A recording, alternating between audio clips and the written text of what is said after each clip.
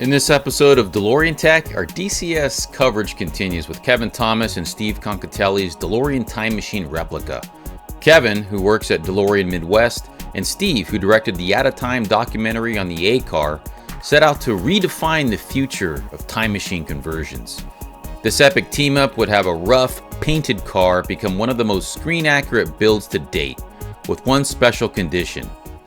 Drilling into the stainless was not an option.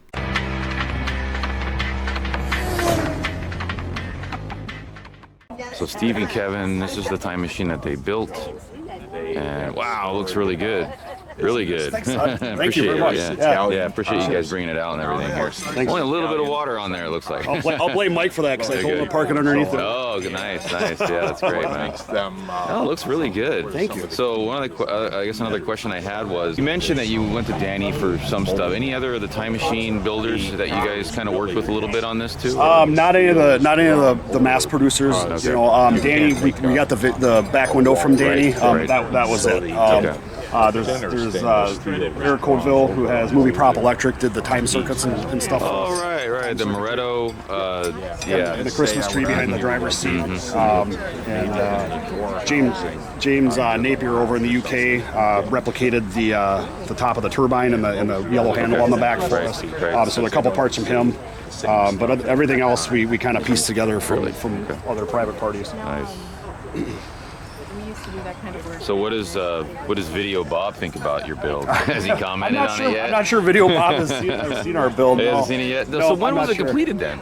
Because I didn't know about it. Yeah, we finished it last May. We got it drivable last May. So it's been a little over a year. The build is still ongoing. There's stuff, internals like on the black dash boxes and stuff that we have the parts and pieces. We just now need the time to put them together. Right.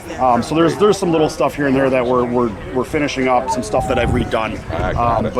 But for the most part, it's 99% of the way done at this point. So. And it's 100% non-invasive.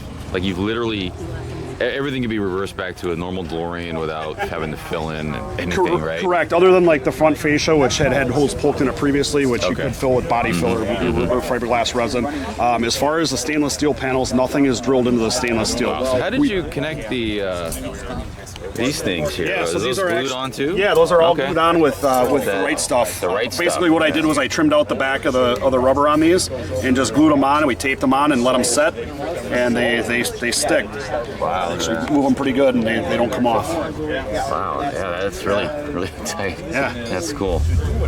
And these are on good and tight. You can shake the car with them. Yeah, so that's cool. That's just that's a metal bracket and some VHB tape behind it. Okay. So yeah, I did drill into the bumper, which it had. Yeah, you use the area for the side markers to secure it. Yeah, that's right. That's right. So we made these hollow. So if you pop this panel off, there's two wing. Oh, and that's how you take it off. And it just just pulled it on that way. A good idea. Yep. So then I did drill into the fiberglass on the pontoon. That's easily fixable. Okay. I could fill that easily. Yeah, fiberglass and Bondo it, paint it. You'd never know. For sure. We didn't want anything falling off the back of the car. Of course. There's some things you have to do to make sure that doesn't happen. Yeah. So save the rear windows on both sides. Save the rear glass. I could still hook the defroster back up if I ever put the rear glass and stuff. Right. So. He 3D printed them, and then I made castings from the 3D prints because we didn't use 3D prints on here because with the heat.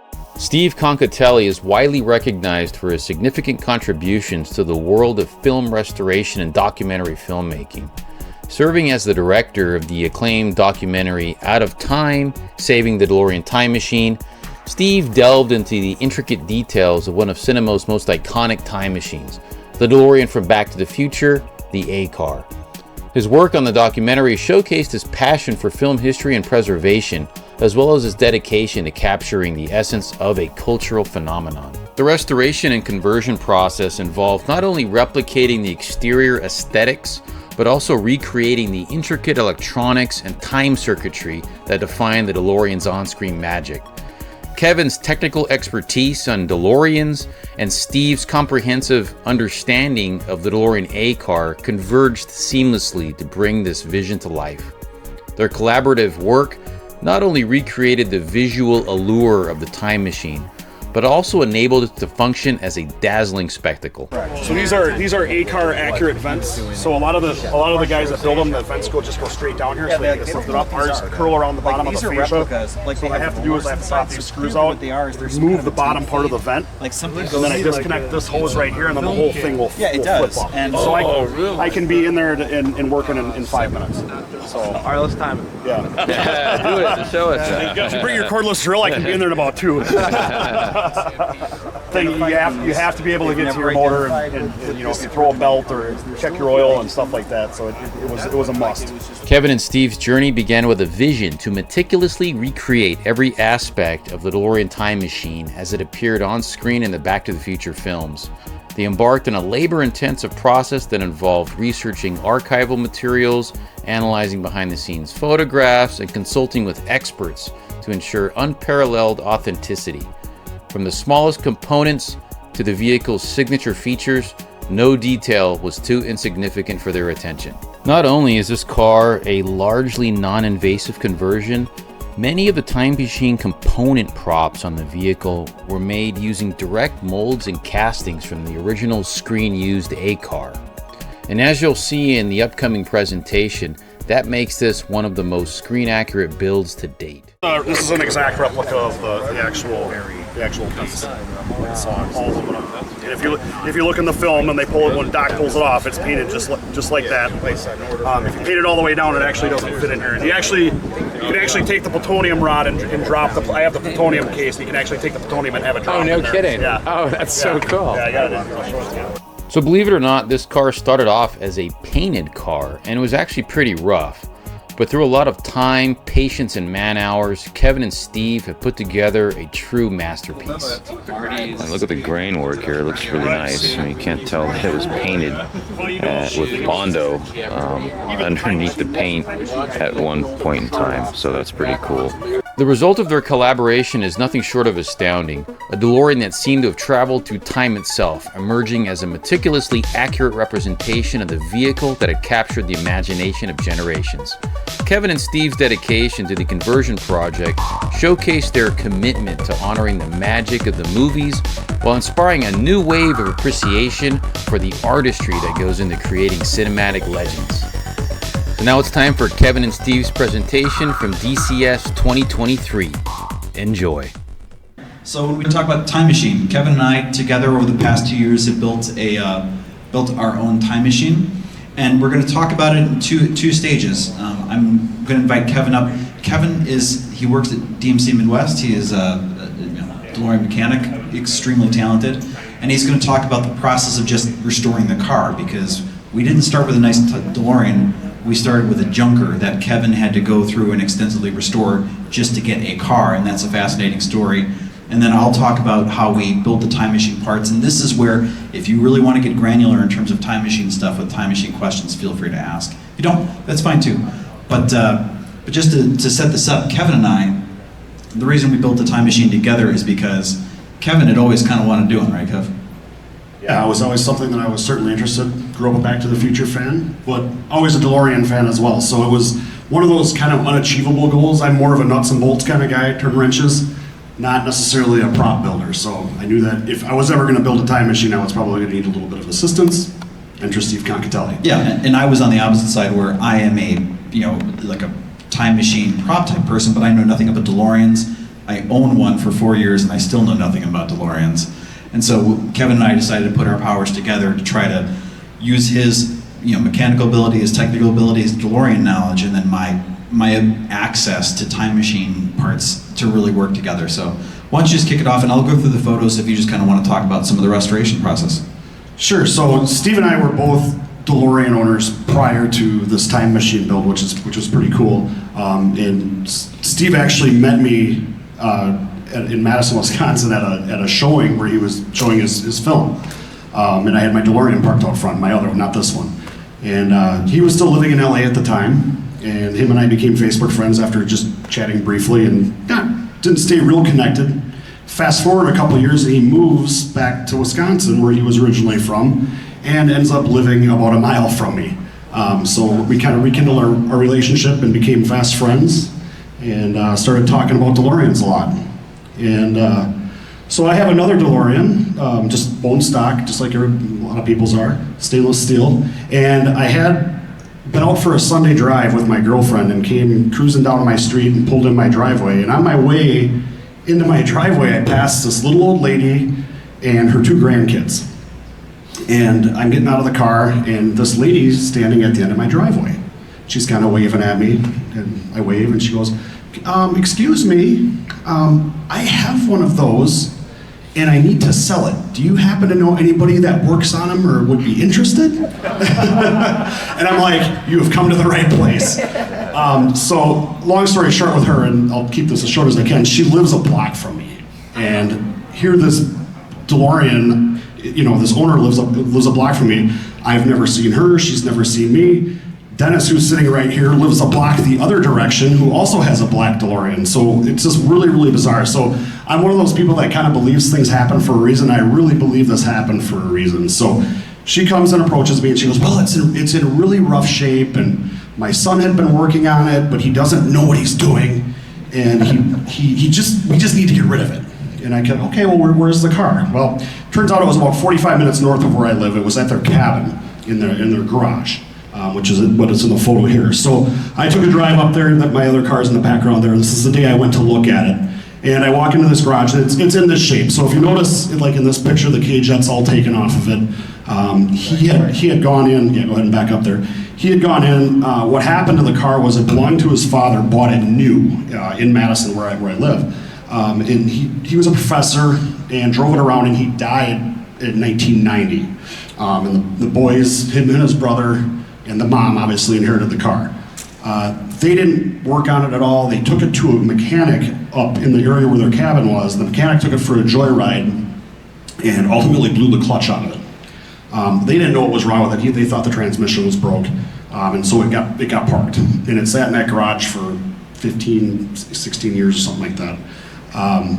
And so she had told me, she goes, well, he just doesn't know what he's doing, and he broke bolts off and this and that. So I went up and met the guy and looked the car over. Torsion bars in the doors are snapped. Brakes are completely frozen solid. Cage jet's taken off. It was what you see, and ultimately it was painted black. So at this point in time, I had no inkling that we were going to get this thing into time machine mode. I was just like, okay, this is a cool project. And if you look at the dates, I don't know if any of the dates are on the photos here, but this is May of 2020, which just so happens to be right at the beginning of COVID. So I didn't have much of a social life at that point, as none of us did. And so I thought, okay, great, I'm gonna pick this car up. So kind of negotiate a price with the guy, and none of you throw up when I tell you what I paid for this car, but I bought this car for $4,500. And I told him, I was completely honest with him. I said, look, we can park this car out. I'll help you. You'll be able to triple your money off of what I'll offer you. Just sorry, in parts. He goes, no, this was my dad's car. I want this car back on the road, and you're the guy to do it. And I'm like, okay, handshake agreement. He goes, the only thing, if you ever sell it, I get first dibs. Okay, I very much so, I'll agree to that. So anyways, black DeLorean, bring it home. This is actually not DMC Midwest. This is a shop that's right down the road from my house that I worked at in high school. And the owner is very gracious. I have a key to the front door. I can come in and work whenever. I call him up. I said, hey, I got a big restoration project that I need. He goes, you can use a bay as long as you need. So I brought the car down there. This is May of 2020 and got to work on it right away. So what I didn't tell you in the first part is that the frame on this thing was extremely rusted out, like to the point where I didn't even want to try and drive it across the street or anything like that. So ultimately, I needed to do a frame swap on it before we did anything. So here's a picture of the clutch that was in it, and you can see all the fibers and stuff that fell out. So that thing absolutely grenaded when that mechanic took it for a joyride. Yeah, just more shrapnel and stuff there. Brake booster, clutch fork, the slave cylinder. You can see, so if you look on the bottom of the picture there, you can see the holes in the top of the frame. Now, I don't know if any of you guys watch, Mike and I down in Midwest, we do a YouTube channel called DeLorean Nation. And we do different videos on stuff. So that frame, we did a DeLorean Nation video a few months back about the world's worst DeLorean. And it was actually the frame from this car combined with another car picture you'll see coming up. So pulled the motor out, obviously new clutch and stuff like that, tranny. And that is me kind of lining up the new frame underneath it that I got. I have the shot of both of them. There it is. Yeah, there we go. There's the old frame and the new frame. So that was me out for a Sunday drive that weekend. The two cars were involved. Yeah, so there was two cars. Did the picture of the burn car come up yet?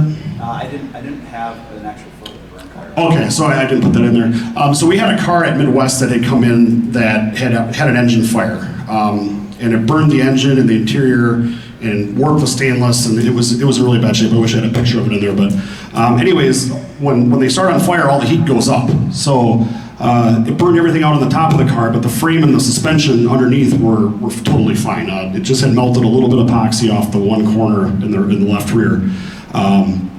So what I did was I took that burn car that we had down at the shop and just pulled the frame out from underneath it and basically swapped the two. I think I have that. Okay. There's a... There. Okay. No, well, that's after I put the engine and stuff back in. So new frame, rolling chassis underneath it, put the motor back in, put the K-jet back on it, springs and shocks, and then ultimately here we're getting ready to put the body back on.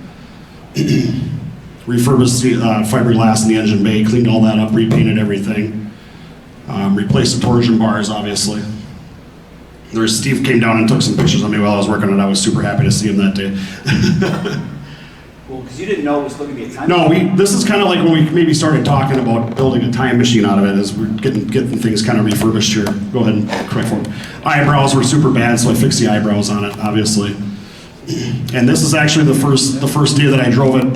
Torsion bars were still broke in the car at this point. You can see I'm holding it open with the door open with a 2x4. Very, very heavy, by the way. Okay, yep.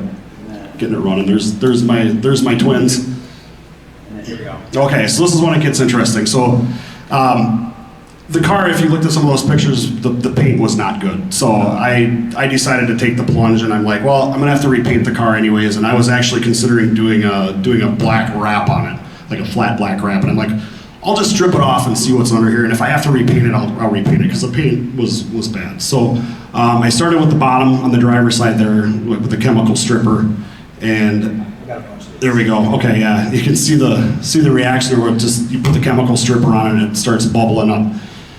One thing that made this paint stripping extremely difficult was they had skimmed the entire car with Bondo underneath the paint. So normally when you put a paint stripper on, it reacts with the metal and it just bubbles the paint up and you can scrape it right off. Well, the Bondo was blocking that chemical reaction.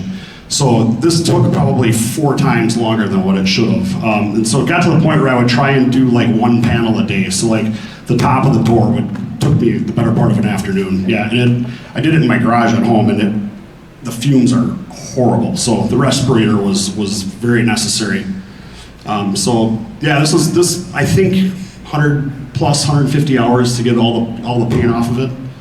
The door jambs were painted, the fenders. The Bondo was on there super thick, so you can see like some Bondo right below the mirror there. So I had to actually heat that up with a heat gun and kind of chisel it off of there. The option would have been to sand it off, but my garage would have never recovered from all the dust. So Getting better. yeah, getting a little bit better, and trying a different kind of chemical stripper there, so the reaction was a little bit different. It's kind of working around, yeah. Yeah, a lot of that. Hey, Kevin, Yeah. interrupt you real quick. Sure. Mike just needs to Oh, hey Mike. swap keys with you for a Oh. second. Mike's trading me the time machine keys for the DeLorean LS keys. Here we go. Okay, thanks. We get the Bella ball over there. Mike took the time machine to Cars and Coffee this morning. See the smile on his face? Yeah. He still got it. Anyway, so Okay, so here was where if you notice the pictures, the stainless was in really, really rough shape underneath the paint. So as I totally expected it to be. So here's where I started beginning the regraining process and kind of starting to work some of the blemishes out. And this is actually a friend of mine who's a master paintless dent removal guy. Came over to the house and it had some dents in there as I expected as well. And he was able to get most of those out. So, yeah, here's all the tools of the trade for doing a regrain and getting some of the dents out and stuff like that. Obviously, the wolf head, the Vonnegut wheel up on the top is the big piece there, and the aircraft stripper and stuff like that. Drum sanders.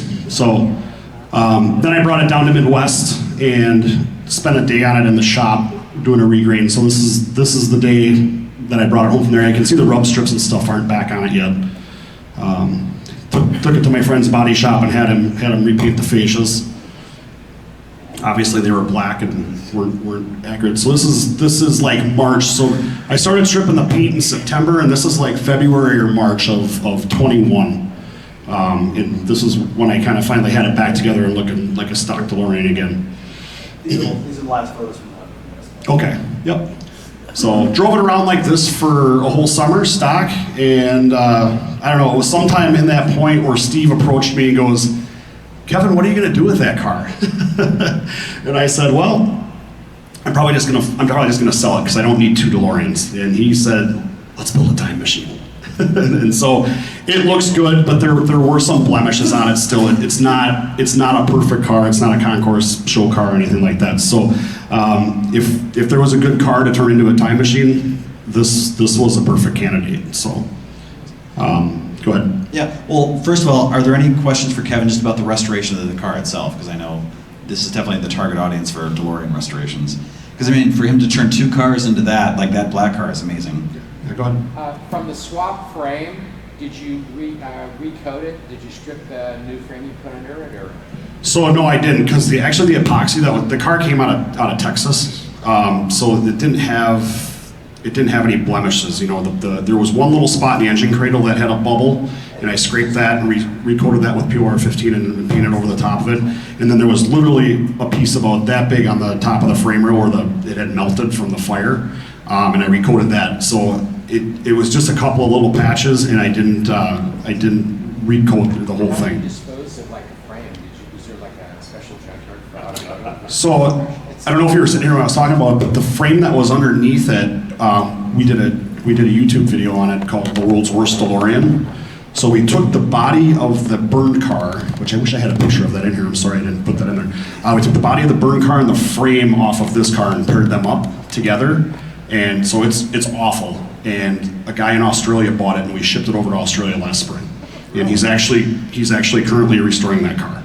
So that frame will have new life. It's like the opposite sister of your car, because they have matching, but in the opposite direction. So. Yeah, I took the good 2 pieces. He took the 2 bad pieces. Yep. Which car does the VIN number follow? That's a good question. It follows the tub. The VIN number stays in the tub. Okay. So it kept the same VIN. Yeah. Any other questions for Kevin about the car? All right. Well, now. Yeah, go ahead. Did you ever get back with the previous owner of the show? Yes, I did. So I was. That's a good question. I was kind of sending him updates, and I actually, when I picked that car up, there was parts and pieces in boxes and stuff in his garage, and I was actually missing one of the hard lines for the clutch line that comes down from the slave cylinder to the clutch, and I called him and I said, hey, can you next time you're up at your place, can you look and see if this clutch line is in the garage? And by God, he found it. And so he came and visited me when I was probably 3/4 of the way through the restoration. It was still black at that point. And so I got his email address, and I was emailing back and forth with him updates up until the last photo that you guys saw of it sitting out in the snow. And he has not seen it, and neither has the mom as a time machine yet. But he did tell me, he goes, man, you know, I always love that car black, but it looks good all natural. So he approved of the rebranding into stainless, but I think I maybe hurt his heart a little bit that it wasn't the black that he remembered as a kid growing up. So that was his dad's car. So I can sell one other quick comment. We are on a slight rain delay for the Funcana, so don't get pressed for, don't think you're pressed for time. So take as much time as you need. Do you need to go out and check the car? Is that what that means? I think I don't know. I think I parked it underneath the overhang. Oh yeah, hopefully it's right outside under them. So. Any other questions I can answer for anybody on paint removal or frame swaps or putting a K-jet back together or replacing torsion bars? Yes, sir. Was there actual damage to the body panels? Why did they use Bondo? Yeah, so one of the common things in body work, especially with black, is black shows every blemish. So what a lot of places will do is they'll skim coat a car and then block sand it out just to get it super flat. And I believe that that's probably why they did that with this, was just to get, you know, any of the ridges from the grain that would have been in there. And not to mention, they took like 40 grit sandpaper to this thing on a DA and just messed the stainless up something fierce. I mean, there was really, really deep scratches in there that I wasn't sure were gonna come out. But I think there was a little bit of body damage. I don't know if that was caused prior to the paint. The left rear quarter panel he had smacked it against the side of the garage. And so that when I showed the picture of the guy doing the paintless dent removal, he was getting that dent out from around the fender well and from the back left corner where the guy had hit the garage. So as far as major body damage, like everybody always hears that horror story. Every time they see a painted car, oh, it's messed up. You know, they only painted those because, you know, it had body damage. That's actually not true in this case. So this was very much salvageable in any form. So yeah, done. Did you say the guy you buy it from inherited it from his father who passed away in 1990? Was he the original owner of the car? Yes. And but it wasn't a dealer painted car. Was it painted after he bought it, or did he buy it like that? That's actually a really good question. No, he bought it brand new, painted, and it was the father's car. The son inherited it along with the widow. The mom didn't really have anything to do with it at that point, but. I just was at a show with it a couple weeks ago, and I ran into a guy that worked at the dealership where that car was bought. And he came up to me and he goes, because I had some pictures of it black on my board that I have, and he goes, "Black DeLorean." He goes, "What was this guy's name?" And I told him the name of the owner, and he goes, "I worked on this car." And it was when it was 1984, 85, somewhere in there. And he totally remembered it. And he worked in the body shop at that dealership. He goes, "We didn't paint this car." And I go, "Oh, okay." He goes, we did subcontract some of the body work out. So he thought maybe a third-party body shop painted it. But he swore up and down that they did not paint that at the dealership that the car was purchased at. So I mean, he's probably the most reliable source at this point for me to get history on it, but I don't know for fact. I can't say for fact that it was actually painted at the dealership, but I do know, and they both, mother and son both told me that they bought it black, and they did buy it brand new. So somebody painted it when it was brand new. So. All right. All right. We'll let Kev. I mean, we'll both keep adding stuff. You don't, come on over, Kev. But yeah. So now, basically, when Kevin restored the car, we looked at each other. We're like, well, are we actually going to partner on this and turn it into a time machine? Because time machines are not practical. They're stupid. They're expensive, and they're just kind of silly. But we're like, yeah, we totally want to do this. I was on the restoration team, and actually in the documentary we mentioned like most of the people on the restoration team have built a time machine, except for Steve. Because I hadn't, so I'm like, okay, time to get my time machine credentials. So the first thing that we did was you have to make the vent in the rear deck, and those are the parts that we started with. This is, after we had them cut, my reaction is just like, oh shit, we're really doing this. That's what that look is. Like, we're putting real money into this, we're really doing it. There we have our vents taped up. And like, it was just the beginning of the process, like, yeah. So we had our friend who owns a sign shop cut all these vent pieces on their CNC machine, and it was like putting a puzzle together without any instructions. So luckily they numbered every piece, and we were able to coordinate where they went. But trying to piece all that stuff together, Steve, oh my gosh. Yeah. We were there for hours trying to piece and part those vents together. And the vents are some of the most important parts because those are pieces that they built for the film. They weren't found, they were fabricated by the prop department. So, how big are the vents? Where do they sit? Where do they go? How, all that stuff, what files are available online, what files are accurate, that's what you need to suss through to say, we're going to use this file, build them this way, and do it this way. And everybody does vents different. So a lot of cars have different vents. And again, it really is a reflection of the people who build it. Like, you just kind of want to get them close. Do you want them really accurate? What do you want? And so that's them actually being test fit on the car. Make sure they look right. Yeah, if you go back to that picture, you can actually see in that photo, they're just tack welded together at the top yet. And there's still tape kind of supporting, and you can see all the little numbers and stuff of every individual piece and where we had to put them. I just got rivets stuck in there kind of holding stuff in place. So that was very much a trial and error, just test fit the mock-up part there. And there you can see the center stuff coming together. We had the hubcap. You see the Dodge Polara hubcap there sitting on the nuclear reactor. And then the top pieces. Now the top piece, you know, the center piece on the very top right there that you see, that's a turbine nozzle off of a GE helicopter. It's titanium, I believe. Yeah, guess what? They don't make, you can't really get those anymore because they're 6, 8, I don't even know how many thousands of dollars. But thankfully, with the replica, you know, the community that exists now, people are finding ways to replicate accurately these original hard-to-find pieces. So that was a piece that was machined, and we purchased from a guy in the UK who built really, really accurate stuff. So that was a replica piece, and it looks really nice, but they're still expensive as hell. There we go. Yep. So that was the first night there where we kind of had their plutonium reactor and the vents on the car. That's the like, oh my god, we got a time machine. Like that's the first photo of that. And then as the heat sinks go on, and Kevin did all the painting on this stuff. I have a few painting pictures here. So for those of you that don't know, and it's not really a kept secret, but that bottom piece there is a hubcap off of a 1968 Dodge Polara.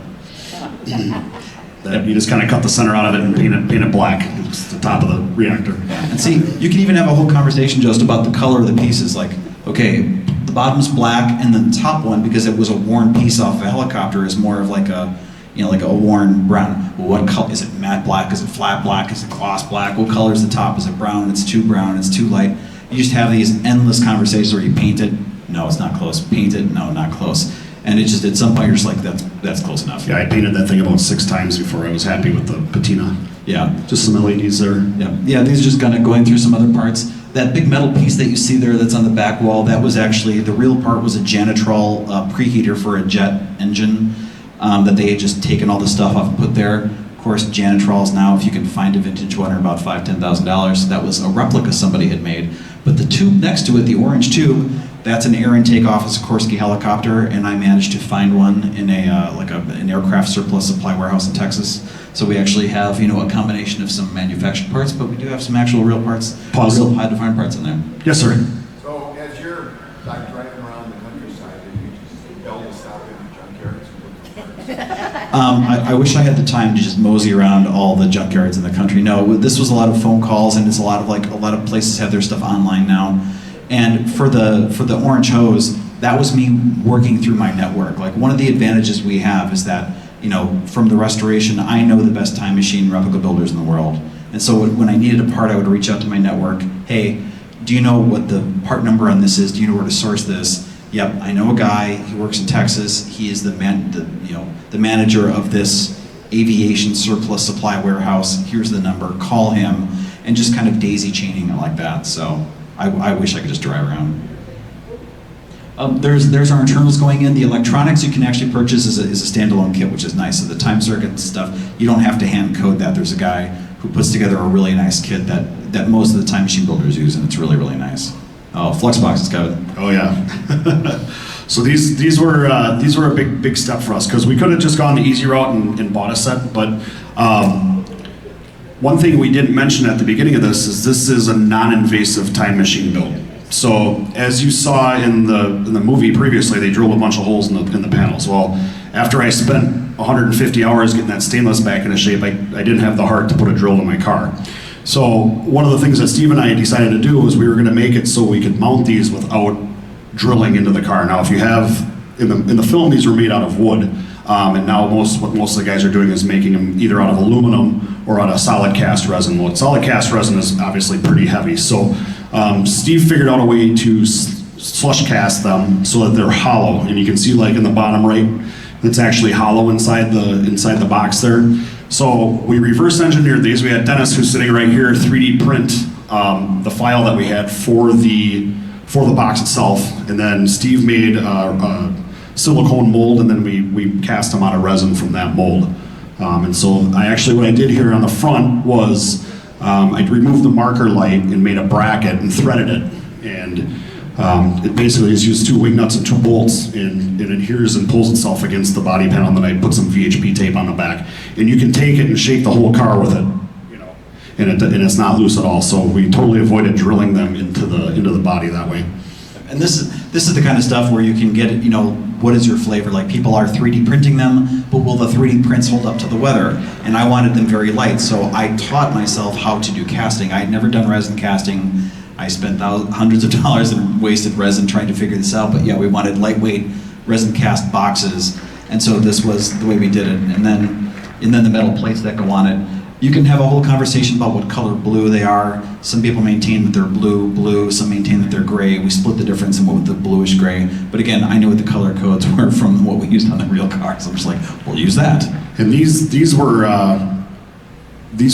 tough to do because he brought the castings over, and when you cast something out of resin, it doesn't come out perfect. And so there was hours and hours of me sanding, bondoing, filing, and just getting everything into shape right and getting them smooth to where I was satisfied enough to put them on the car. There you go. There's a beautiful shot of it actually on the car. Yeah, again, non-invasive, nothing actually through the stainless panels, which is great. Again, here's another interesting story. Anybody recognize what those are in real life? Probably not, that's fine. What these are Pesco oil separators from old British airplanes. And this is what they actually used on the car. They fit on the car right there, like on either side of the reactor. Well, people know what they are. It's a Pesco oil separator, but when you build a time machine, you're like, well, how do I get one of those? Like, I know what the part is, I have a part number, but you can't find them anywhere, or if you can, they're hundreds of dollars. And these are the challenges that you face. What do? Well, some people just use, like, I found a CAD online, I 3D printed it, it's close enough. But what I did was, turns out one of the guys in the restoration team, they're like, yeah, I've got one. I've got a real one. I've had it for about 10 years. I'm like, great. I borrowed it, molded it, created our own slush hollow resin castings because I didn't want it to be too heavy. And then this is Kevin painting it. What's great is the casting actually has the little dents and stuff and dings that the actual one had. So this, how accurate do you want to go? You could just put a square there and it would be fine, but we really wanted to try to make it super accurate. So that's, everything is just this giant rabbit hole of trying to go down. There's your overhead. Yep, that was actually the first piece that I built, and I actually built that to put in my old car just for car shows and stuff like that. I built that in like 2016, long before I ever aspired to be a time machine builder. So that was the one piece that we had ready to go on the car as soon as we were done.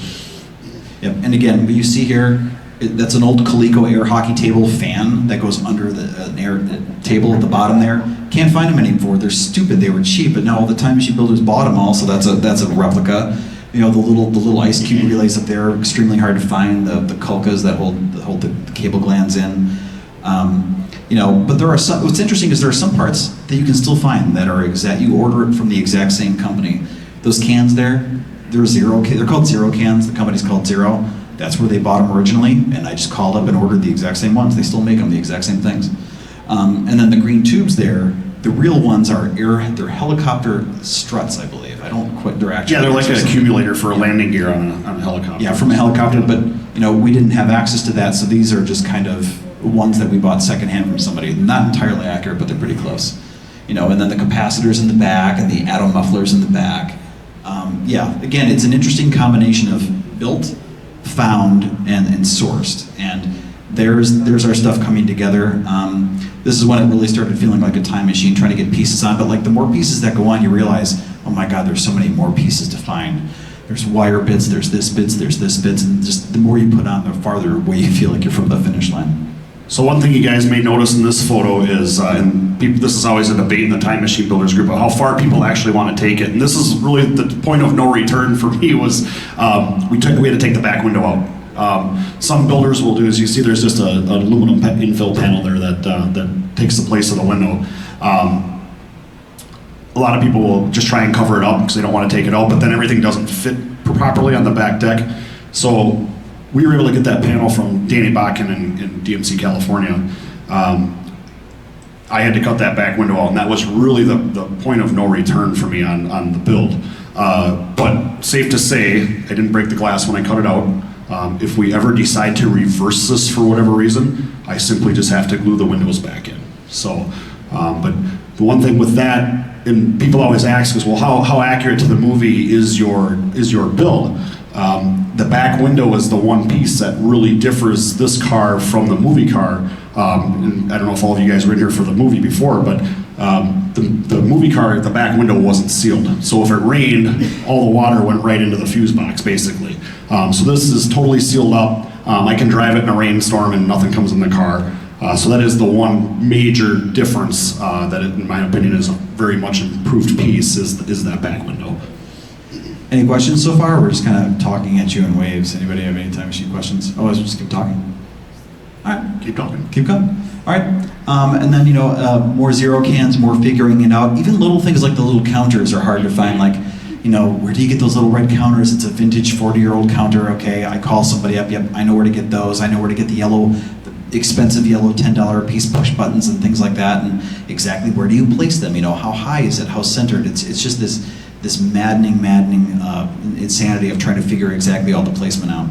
But again, having some connections on the A car certainly made some things easier than others. That's what the hoses and the pieces really started to come together. The car is really starting to take shape there.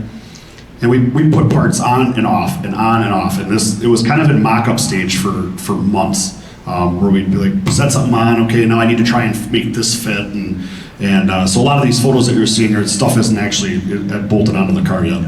Yeah, and so here's another little interesting piece. You see the little square with the little rectangle with the 3 squares there. That's a resin piece that I was trying to make, and it turned out to be crappy, so I didn't use it. But that was a vent from a vintage military radio, like a big radio, like you'd see in like a big old military comms radio. Was a vent that was reversible, and it's a big metal piece. And I was trying to cast it, but it didn't work, so I ended up finding one. We just bought one. And so when you go out on our car, it's got the little warning labels about turn this over or whatever. Those are real because that's what was actually on the vintage military radio. And every now and then you go hunting for these pieces, the people know what you're doing. Like, hey, do you have that the radio cover for this? They're like, Time Machine guy, you're getting charged extra. So those pieces there were actually, you take a lot of this for granted because you look at it and you don't realize how much work actually goes into these. But those were just more zero cans that I had to completely slice up. You can see my unibit there, and I had to drill all the holes for all the cable glands and stuff like that. And there's hours just into those little pieces that are just a little small part of the car. Yep. And there's the interior coming together, looking really sharp. There's the flux boxes mounted. We have our wormhole emitter mounted up there again. What's funny is the thing, I should back up, the piece on the very top of the car, it's called the wormhole emitter. It shoots out the sparks.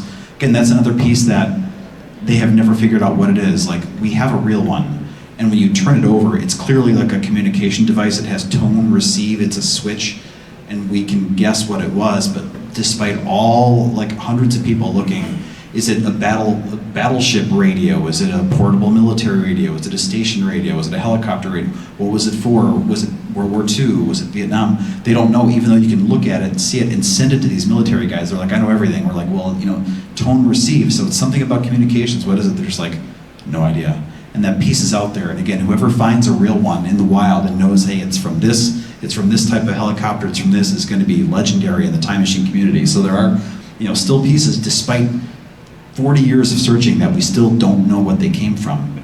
I'm sure you guys probably already thought of this as a possibility, but have you gone to either the vintage radio or the ham radio shows?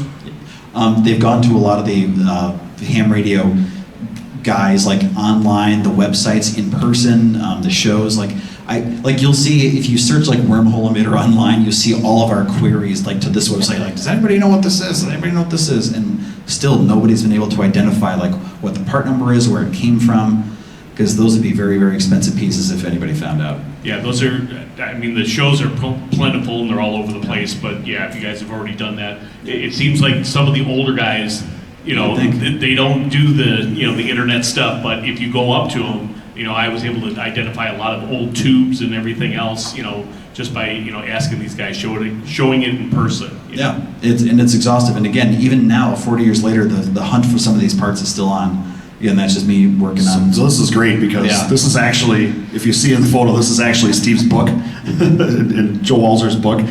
So the Haynes manual is great, and it's not 100% accurate, but it's unbelievable how many times I was out in the shop working, and I just had to where does that sit? And I'd flip the book open, and it's there's just a bunch of renderings and stuff in here, and we reference to this so many times putting it together. It's weird, yeah. It's weird because I helped write large portions of the book that we had to reference to build the time machine, but all the stuff I wrote was more of just like the fanciful, like this piece does that, like the fictitious functioning of the piece, not actually what it was. Now let's talk a little bit about flux bands. Sure. So flux bands, as you saw in the movie, they made the ones on the time machine out of solid aluminum bar, which was, they even ended up scrapping those that they were making in the film and put the B-car ones on. So we went a different route. Again, as it being a non-invasive time machine, we wanted to lighten everything up. So what we use is a product called PEX, and it's basically a copper tube coated in like a PVC type plastic.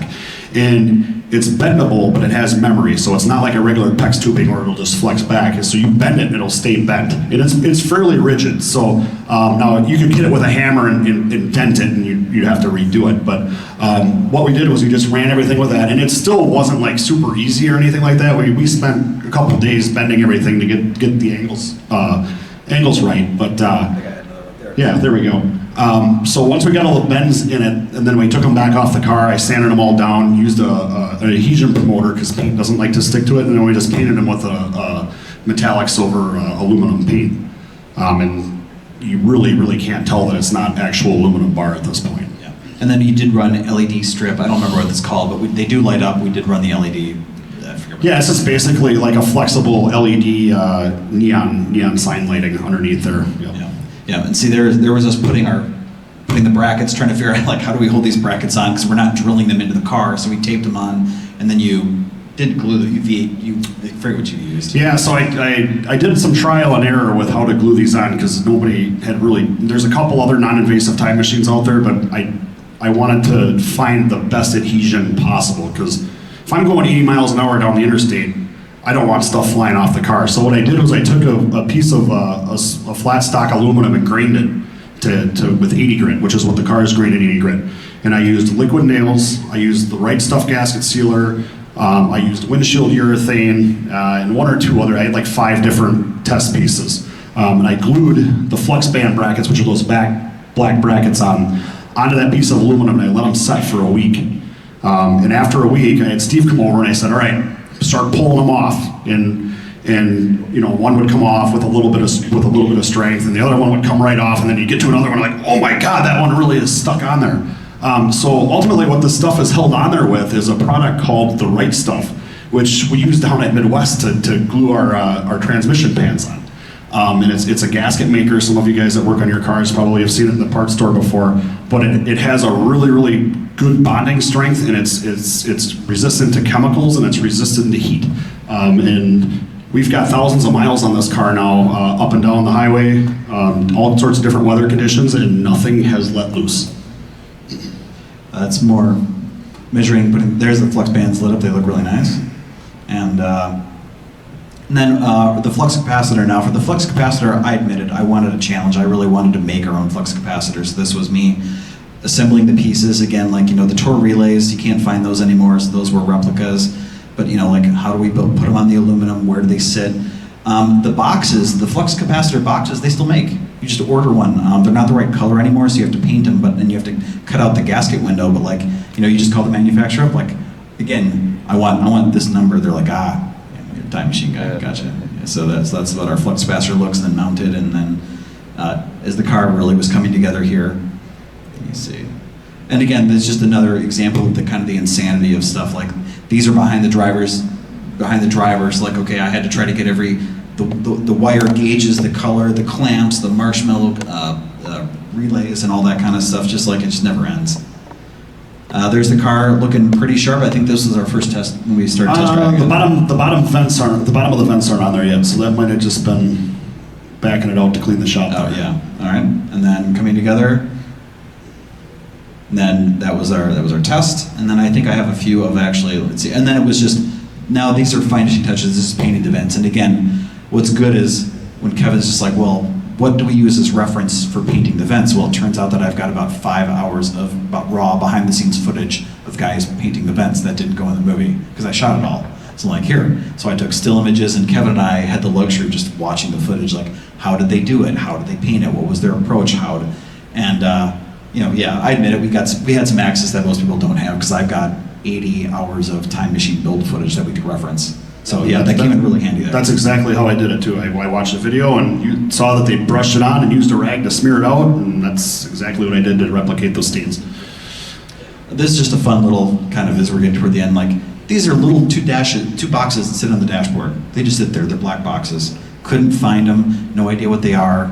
You can get close, but so this was like somebody had manufactured a set, and we begged them for it, and it took forever because we wanted them to be accurate. And it's all about accuracy. How accurate, and there they are, like how accurate or not accurate. But and they're still not done. We're still working on fixing these because they have internals, and components, and doodads and stuff. Those are actually probably one of the hardest pieces that we had to find. There's us, the proud parents, and then actually just some shots of the car that are done. We took it to State Street, Cars on State, where we were mobbed for about 4 hours. This is a car show in Madison, Wisconsin, on a pedestrian mall that you can't normally walk on, and they figured the attendance there was between 7,000 and 10,000 people. So it took both Steve and I playing defense all day just to keep people away from the car, which was great, but it was exhausting. Yeah.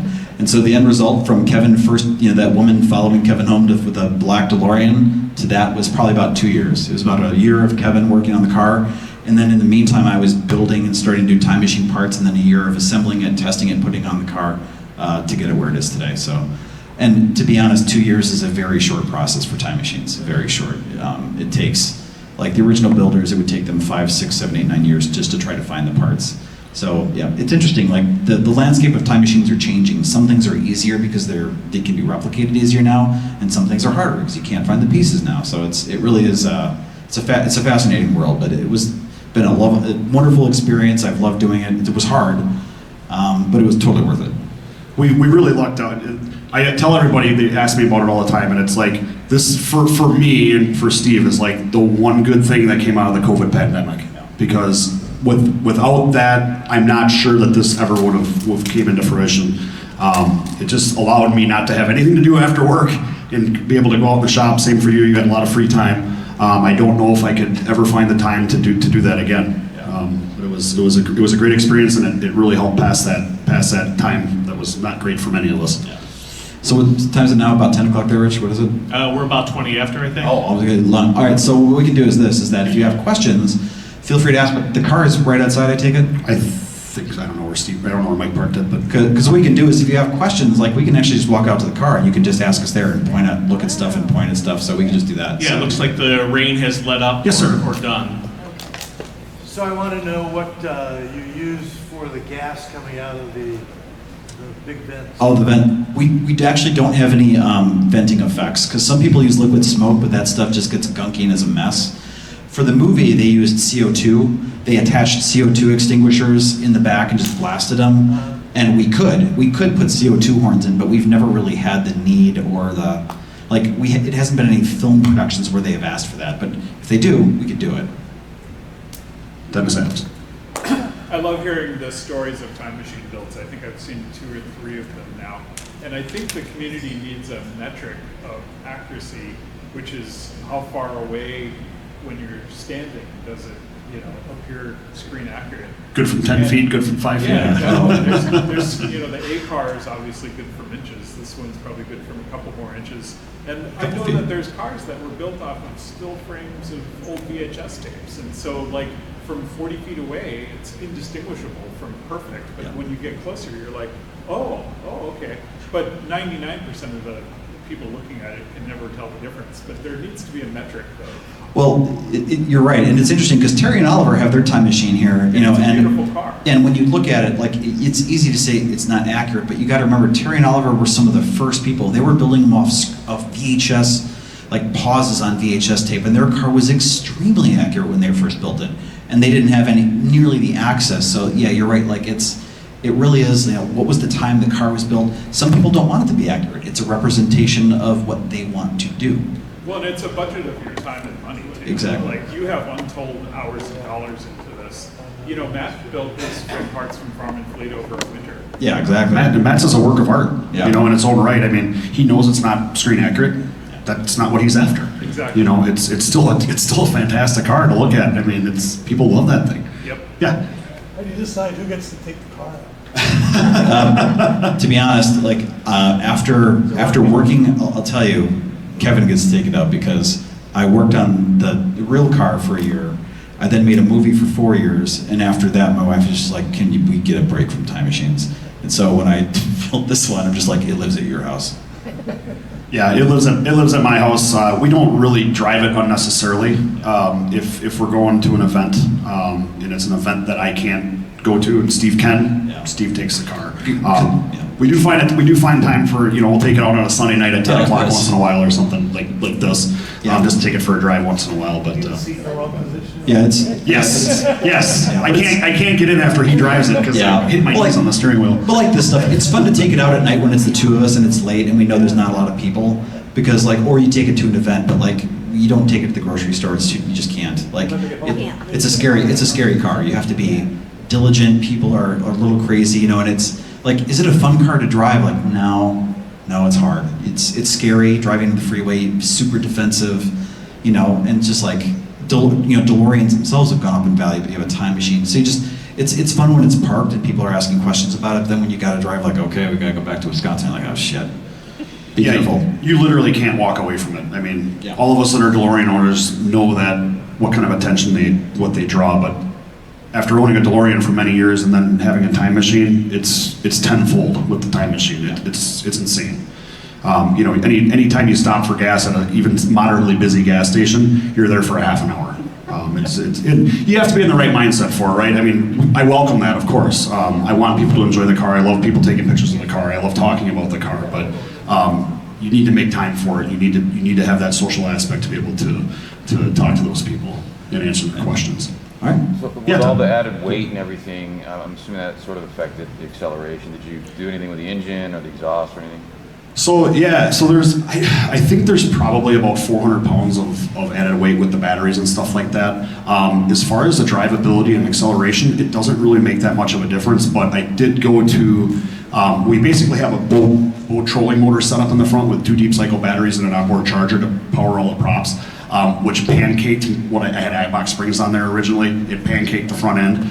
So about 3 months ago, I put a set of KWs on it, adjustable coilovers in the front to be able to raise the front up, and it actually drives very well, believe it or not. It's a little distracting with the overhead panels and the stuff on the dash, but as far as going down the road, it's totally fine. And the rear view.